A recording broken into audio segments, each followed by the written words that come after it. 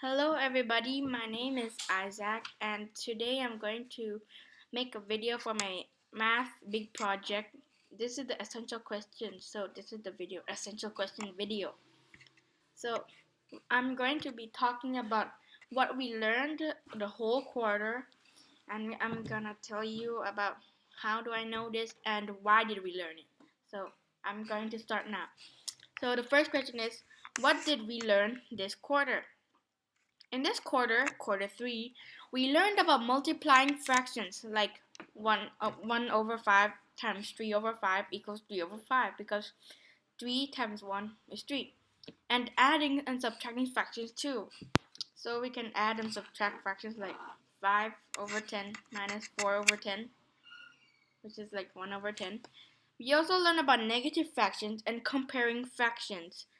We also wrote about comparing negative fractions in on number lines. We like write the fraction down and then we just compare them, see which one is bigger. We also, and the last thing we learned is about coordinate planes and how to turn fractions into decimals and how to turn decimals back into fractions, or fractions to decimal or decimals to fractions and fractions to decimals. You can do both of them. So the second question is, how did you know you have learned this? So I know I have learned this because I know how to do it. See, I can show you. So look, number 1, adding subtracting fractions. So A is adding. I'm going to show you A adding 5 over 10 plus 4 over 20. We have to make the denominators equal and so we could add them, or else it would not be a good answer at all. So it equals 5 over 10 times 2 because 10 times 2 is 20, so the denominator will be the same. But whenever you multiply the denominator, the numerator will also get multiplied. So 5 over 10 times 2 will equal 10 over 20 plus 4 over 20, which is 14 over 20. But I want it to be simplified, so I'll divide it by 2. Since 14 can be divided by 2, it's an even number, and 20 is also an even number, so we can divide both of them by 2. 14 divided by 2 is 7, and 20 divided by 2 is 10, so the answer will be 7 over 10. So the next one is S, subtracting, like 5 over 9 and 3 over 9 equals 2 over 9. It will still be the same as adding and subtracting fractions. Make the decimals the same or else it could not be adding. So yeah, it will be the same. But I just made the subtracting easier so we could get on faster. Second one is comparing negative and positive fractions. 5, like this 5, I'm going to show you. Sorry. The positive fractions first. 5 over 10 over 1 over 5. 5 over 10 would be bigger because even though if you multiply the 5 by 2 so we can make the same denominator, it will still become 2 over 10. So it would still be the same. So it'll still be lower, I mean. So the negative fractions now. 2 over 5, negative 2 over 5 is lesser than negative 1 over 5. But you have to think about it. Negative is basically like the opposite of positive. So it's like the closest one to the number 0 is very great. So, but for the positive, the closest one to 0 is very low. So negative 1 is very close to 0, is only one number away. Minus it by 1, you'll get 0. So that's why negative 2 is smaller than negative 1. So turning fractions to decimals.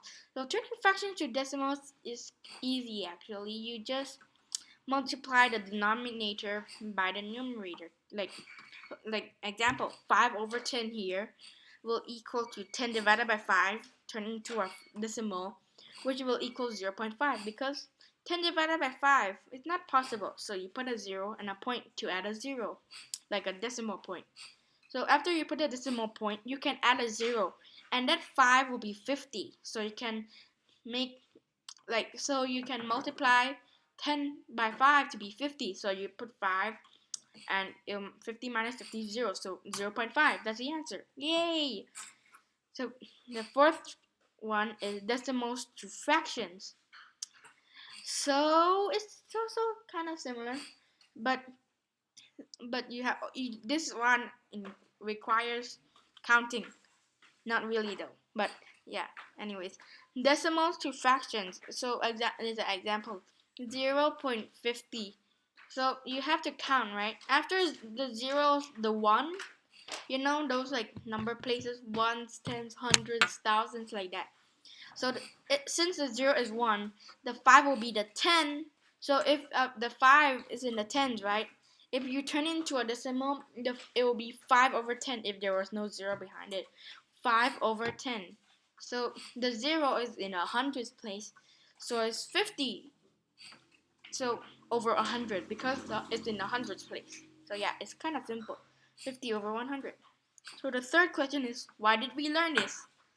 We we learned this so we can do things like checking which price is higher or lower in a market by maybe transforming decimals to fractions and then comparing them. Like example, we buy a 6-pack of Coke that is about let me think of a price, $1.50, and then a normal Coke is only $1. We can check which one is higher, or maybe we can check if it's more worth it to buy 6 Cokes, or is it more worth it to buy a 6-pack. So we can turn them into fractions, like 100 is a 1, and then the 150 will be about 1 whole and 50 over 100, or 5 over 10. You can just take out the 2 zeros, 5 over 10. So we could see that the 1 is smaller than the 1 and 5 over 10. So we would buy the 6 ones, which would cost $6. But if you buy like a 6-pack, it would cost about what, like, actually no, 150. But no. Sorry.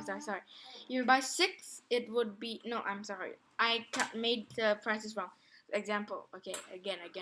Sorry, very sorry.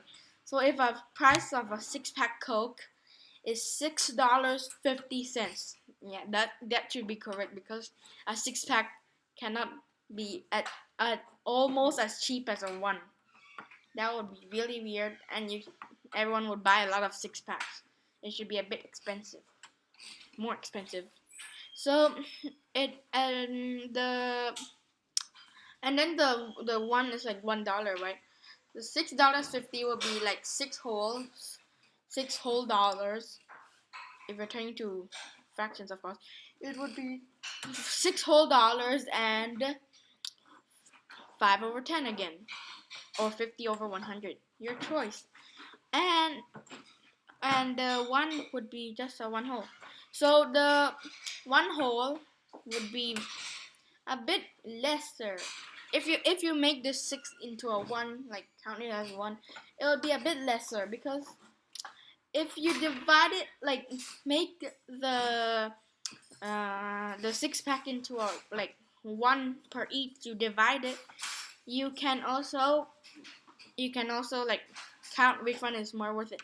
So the buy 6 Cokes will be $6, and buying a 6-pack would be $6.50. So you can buy 6 Cokes for cheaper, using your brain, everybody. So yeah, sometimes we might get cheated off with our money. So don't wanna do that, do we? We have to save every single cent or baht for our future. So okay, the next one, we could also draw maps using coordinate planes. So maybe you wanna draw a map of like the mall or something, and then you can just like move. You can just move forward. I'm sorry. You can draw a coordinate plane and know which quadrant is it in, or which location. But you have to draw every single map first. But it's kind of complicated. But you can locate stuff in the coordinate plane. So yeah. So the next one. So we could also like But if we were very bad at fractions, we never learned fractions in school, which is bad. You should learn fractions at school, everybody. If you never learned fractions in school and only learned about decimals, you can turn fractions to decimals or something like that. Or maybe a really weird price is in a fraction. We could just turn it into a decimal if we want. Yeah. So yeah, that will make our life a whole lot easier. And that's it for this video, everybody. And thank you. Bye bye.